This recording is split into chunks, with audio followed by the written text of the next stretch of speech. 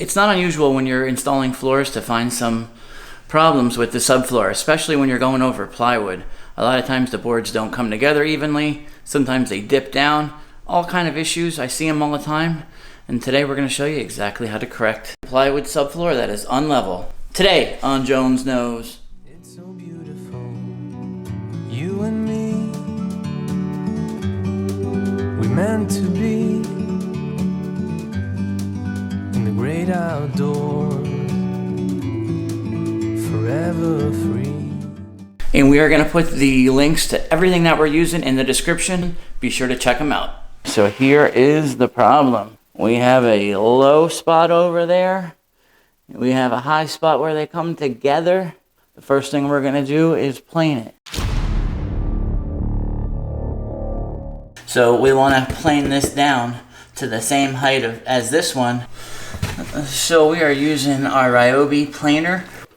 We want to set our blade to the maximum depth here because it's only 1/8 of an inch, and we have 1/8 of an inch or more where the two pieces come together that they're off by. So by planing it back and forth like I'm doing here, I am making these two edges now meet evenly.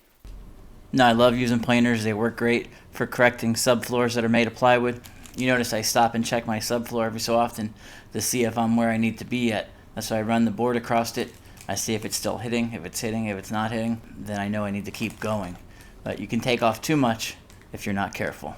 The other tip I would give you when working with a planer is to countersink any nails or screws in the plywood before you start, because they will quickly destroy your planer blade if you hit them. Now that the planing's done, it's almost time to level, but before we can level, we must dam.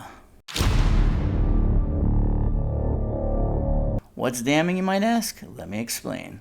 Damming all the edges and seams. We don't want to pour our concrete and let it all leak out, either downstairs or out the wall or under the wall. So it's real simple. We're going to take some silicone or some caulking, whatever you have readily available. Silicone works the best. And fill in all the edges and any joints on the floor. Real simple. Once you do that, then we can pour our self-leveler.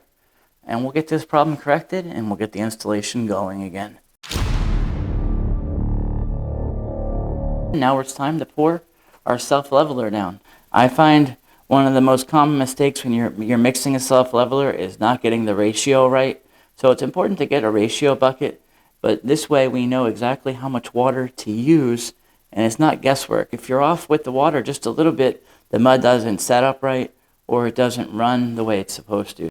So I love working with self-leveler. It always comes out perfectly smooth and even once we're done applying it. But the thing about self-leveler is, and a lot of people get confused, a self-leveler is not going to do all the work for you. You still have to put it where it needs to be.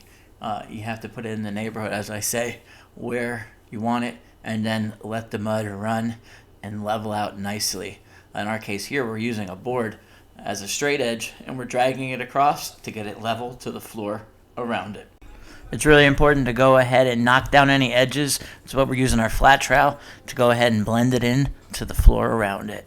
And as you see, the mud set really nice. It looks beautiful. And now we're ready to lay some floor again. Wow, so that is all there is to it. When you have these problems, it's important to get them corrected. Don't go over them without fixing them, because you're just asking for problems down the road, and it's not going to feel right when you walk on it.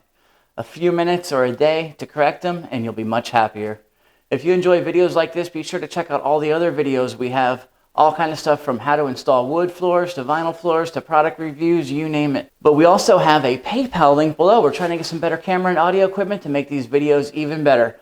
But we need your help. YouTube doesn't promote our videos as much as they should, so please like, share, and of course, if you already haven't, take out your favorite flooring mallet and smash that subscribe button so you don't miss any future content. Thanks for watching.